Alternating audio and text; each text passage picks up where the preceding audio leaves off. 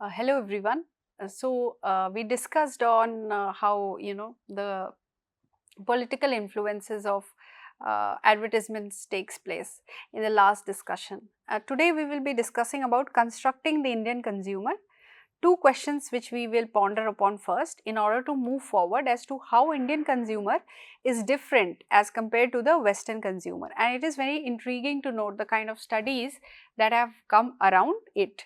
Now, I'll begin with these questions. One question is already addressed, and therefore we'll just discuss quickly the first one and then move on to the second one.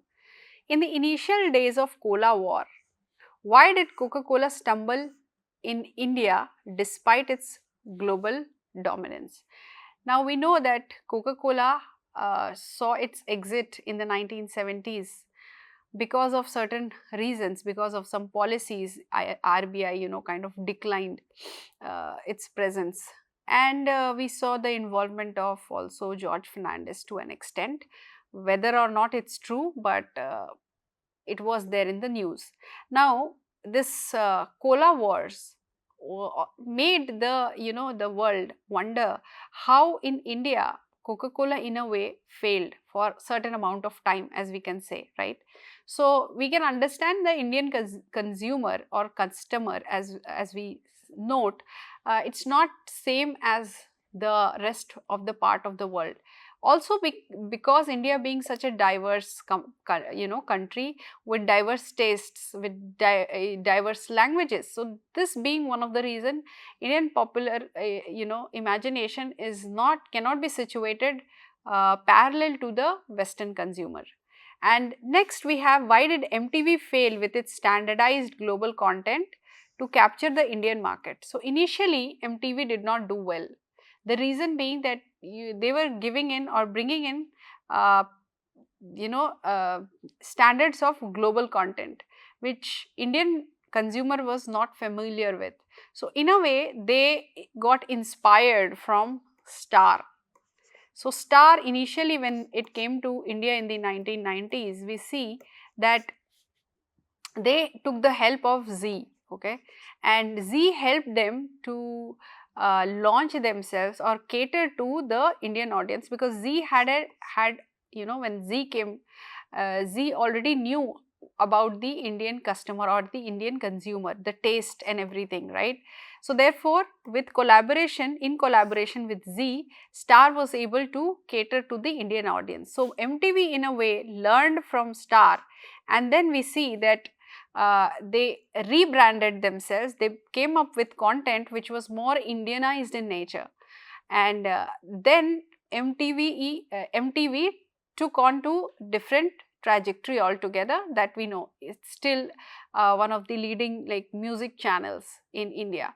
So these two incidents mark that Indian consumer is different from the rest of the world.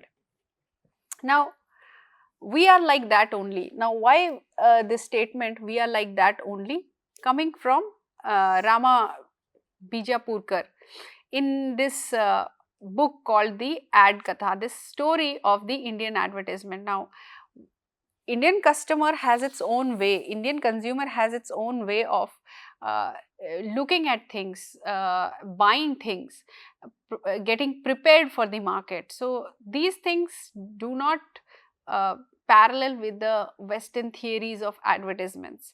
Indian audience or Indian advertisement has its own niche. Now learning to spend, the Indian customer, as we know, is very innocent, okay, and who has painstakingly educated by marketeers in the 1950s and 60s. So how to use a product, uh, and what difference will it make to you and your life, this has all been taught by the market, okay, the marketeers. The educators were these big brands, usually one per category. So in every category, in FMCG we have like Imani, or we have HUL. So similarly in every different category. By the 70s and 80s, we saw the arrival of a more aggressive uh, kind of a consumer market, and 80s in particular witnessed a vibrant customer brand relationship. Now, with economic liberalism and kind of with sharp contrast to Gandhian absenteeism and also Nehruvian socialism, we see that the coming up of luxury brands, like India did not know how to spend because luxury items before the coming of liberalization was quite expensive, and with liberalization we see that you know uh, things getting cheaper. Okay, so this new economic liberalization portrayed customers as a good thing. So they actually, it was economic liberalization which taught them to spend. So India in a way started learning to spend because of uh, economic liberalization. Then the demanding consumer. Now with one instance we can understand how Indian consumer was more demanding than compared to other countries or the Western countries. So this first phenomena gave birth to competition in the market, and we saw it resulted into better products in lower prices. So when there is a lot of competition, it is not just the quality, but it is also the prices that matter, especially for the Indian audience. Now also brands like Nokia, Titan, Boxer showed Indians that one can afford luxury. So these were the brands that told Indian consumers that okay, you can now buy uh, uh, these items which were earlier considered to be luxury. And another significant phenomena was, unlike in the rest of the world where tech came as a replacement for high touch, Indian consumers, when they were using high touch, they said that we want now an advanced quality or technology. So as a result, consumers in India demanded and got accustomed to receiving a far better service than consumers themselves.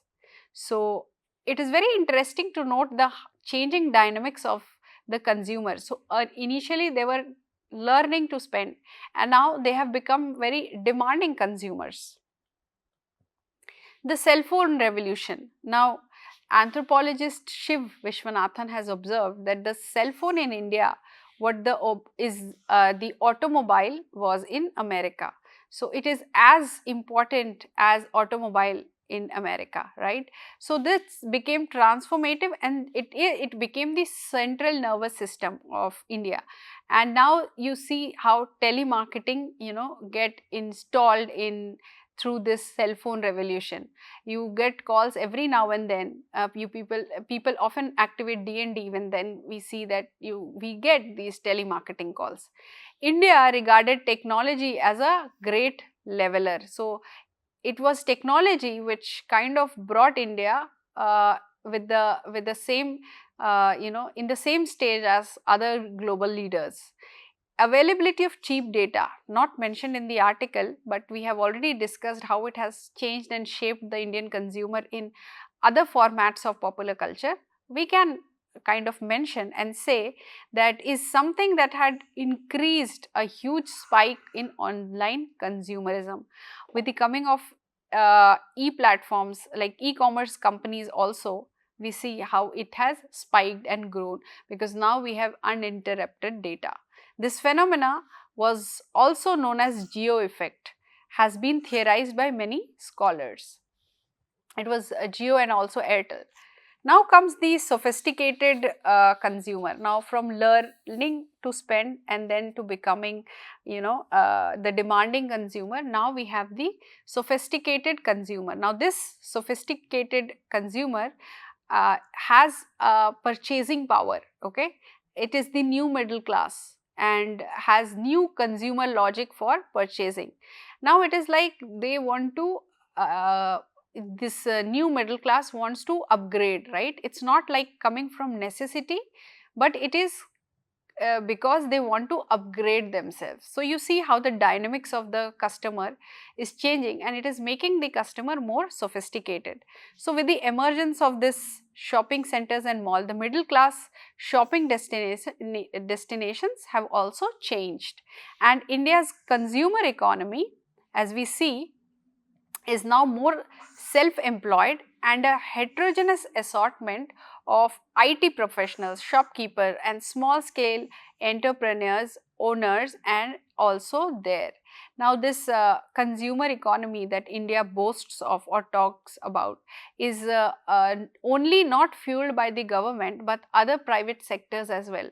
For example, the IT companies, India becoming the or Bangalore becoming the Silicon Valley of India, like all the tech giant are in Bangalore. So we see that now we have more of self-employed people, more of what we call as the startups that we see, heterogeneous assortments of IT professionals and other shopkeepers and single brand owner kind of companies also is making the consumer more sophisticated by giving them more choices. And now we see that what we call as in terms of taste, what is high culture or low culture, if we situate it like that, we see that in the 90s and 20s, everything from politics to media has gone regional, more opportunities. We see regionalism also in OTTs, how the taste of the people has evolved. We cannot say that it has gone down, but it has evolved in a way. For expression and regional identities, with social media, several new cultural classes have emerged. So we'll discuss about this cultural classes or how advertising world situates them in socio-economic classification of A, B especially. Now, the urban-rural divide that has or was constructed earlier, depending on the kind of background, depending on literacy, depending on which language you speak, with the intervention of internet and good connectivity, sari and mini skirt has come together. Now, in the wardrobe, you'll find both. So you see how the Indian consumer has changed, and the domination or the difference between what was Hindi or the vernacular and the elite has lessened, and through this we can see another example which brings us to similar kind of insight is the coexistence of the mini skirt and the sari in the in the same wardrobe. Along with that, bringing in the rural India, which earlier was symbolized by women wearing sari. And there is Zuba Kesri, Vimal Zuba Kesri ad, where A-listers are doing this kind of ad of this kind of a tobacco item. And generally eating tobacco, if not cigarette, is more associated with you know uh, cities, smaller cities and towns. And then these people, A-listers, coming and doing such ad also situates itself in blurring the boundaries of what you call like for the elite or what you call for the vernacular. And late in the 1970s, the Market Research Society of India had developed a socio-economic classification index. But we can see it blurring out. But again, since it is blurring out or it does not now situate itself as a good predictor in today's market, but it still gives us insight into how the what we call as uh, the the vernacular and what we call as the elite, the difference can be identified. So taking the example of uh, you know brand, it's not a brand but it's a magazine like India Today. So India Today is one such, it is a brand indeed, who came up with Hindi and English edition, and which kind of tells us as to how we'll be able to identify how these editors especially brought in the advertisements in the English and Hindi. It tells a lot about what they understood about the consumer at large. Now this as well as that, the early predictions of market experts was that Indian consumers might make a beeline for imported goods. But it surprised by not falling into the prediction and inventing its own pattern. So when the early predictions of market experts about the Indian consumer was might be like a be like for imported goods, like, but it surprised the market, it surprised them. The prediction uh, pattern was not as they had intended. Indian consumers looked at mega trends but also maintained continuity, a coexistence of modernity and traditionalism. So they thought that everyone will just go for these trends, but that does not happen with Indian consumers. They are okay with maintaining a certain level with these mega trends and brands, but at the same time retaining their traditionalism. And with one of the largest consumer base in the world, India continues to innovate and evolve in the marketplace of 21st century. Very interesting. Now, the discourse, Indian consumer kaun hai, the class based grammar of Indian advertising.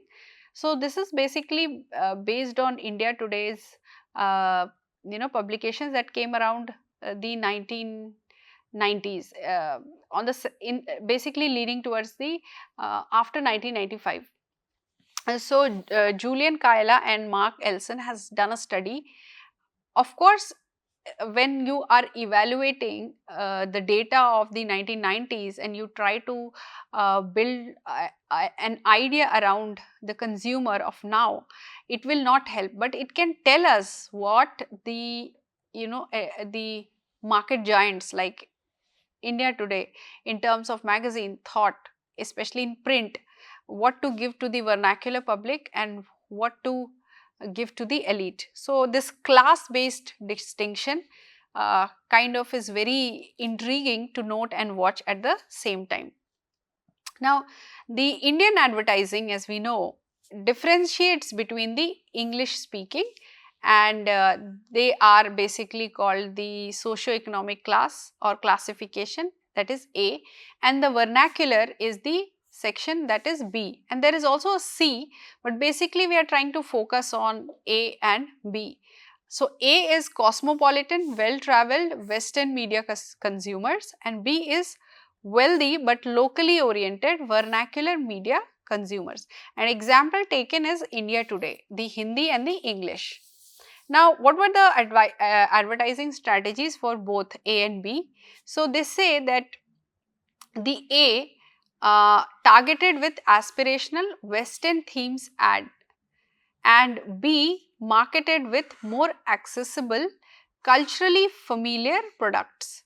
So, which they know about, it is not something coming as a surprise, they already know of the product, maybe the brands are different. So, that is how accessibility and familiarity was seen in amongst the consumers of section B as compared to section A.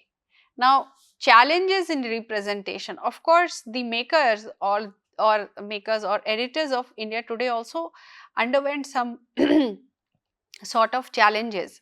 What were these challenges? Advertisers struggle to predict authentic middle class lifestyle without appearing too vernacular. So, they had difficulties as to what is the drawing line, right? Till what point one can consider someone to be middle class and not showing them as vernacular, and they are using vernacular to be sophisticated in nature, not term them as something very local. Campaign aimed at vernacular consumers risk diluting brand prestiges. So, they also thought that these brands could be diluted, okay, the brand that they are promoting, their prestige could be diluted if they are campaigning, if their campaigns are in and around the vernacular consumers. So, that is what they were looking into. And lastly, regional diversity makes it a very challenging act because of the language diversity, regionalism, which product to bring or market as a national product. How to make it into a national product is again the question. And then comes the politics of advertising production. These researchers focuses on advertising production rather than consumer reception. So, they are more into how to produce, okay, rather than how the consumers are going to receive it, accept it. This mass media producers present the world and their audiences in their work. So, what they do is they bring in the world of the people in these ads, okay. That is what they are doing. And then we see something called invisible fictions audience. So, these invisible fictions that they imagine that the customer wants this or that, okay, that is what is this invisible fictions of the audience. So, Ong describes this as a writer imagining a fictional world for the audience. So, these writers on behalf of the audience, try to imagine invisible fiction, and then around it they create. So, in this business context, there is a separation between production and consumption, leading producers to imagine their target consumers. So, this idea of imagination is where we place the politics of advertising production. Now, if the production company or the advertising agency situates the customer in a different ideology, it is in a way their dominant ideology which they are trying to push. That is also suggestive in nature. And then we also see the cultural production involves creating imagined worlds of receivers by Dornfeld. So, Dornfeld feels that these cultural productions, which could be any like symbols of the culture, right, involves creating imagined world of receivers. So, they do not know about the world of the receivers in reality, but they try to create. These television audience, again explained by Ang, are socially constituted and institutionally produced or categorized. So, the society constitutes them, okay, in ways, for example, what they think about certain religion, certain rituals or traditions, how one should perform in a society. Those things are socially constituted, whereas institutionally produced, there is a body. So, religion is it's a institution. Religion is an institution. It gets produced from there. So, television audience is somewhat like that. The process of constructing audience and consumer has been studied in America, in the American context, but in the Indian context again it becomes very different. It involves numerous small but significant decisions about how to address them, the problems that are coming and erupting. And lastly, two very significant aspects where we see the problems with translation of the ads, the kind of advertisements that came up in India Today, Hindi and English. And translation also gives us an analysis of the consumers, or how the editors think these consumers are, okay. So, two examples. So, in one of the editions of India Today in English, came in 1997, it wrote, so there was a quotation which says, Rao, which is our Prime Minister of that time, P.V. Narasimha Rao. Rao's Machiavellian methods helped him survive for free years, but he lost his credibility to rule. So, there is a comment made on P.V. Narasimha Rao's how he ruled the 5 years, and he is called a Machiavellian, which means he has some attributes of Machiavelli, okay. And if you do not know who Machiavelli is, it might be difficult to understand. But on the contrary, instead of translating Machiavelli in the Devanagari script, they translated it in Hindi as something called cunning, and in Hindi literally it is written jod tod. Okay, so the meaning is situated in a different context, and we understand that in terms, it might be relatable to the Hindi speaking audience. So, you see how the term Machiavellian is being situated in the Hindi version or translated in the Hindi version. Again, it can conclude, or we can conclude, that the editors of India Today think that the Indian audience who is reading India Today, the vernacular, cannot understand, or their reasonability is less as compared to the English speaking elites. That is the reason why they are not giving the Devanagari of Machiavelli, okay, or Machiavellian. Instead, they are using terms like cunning.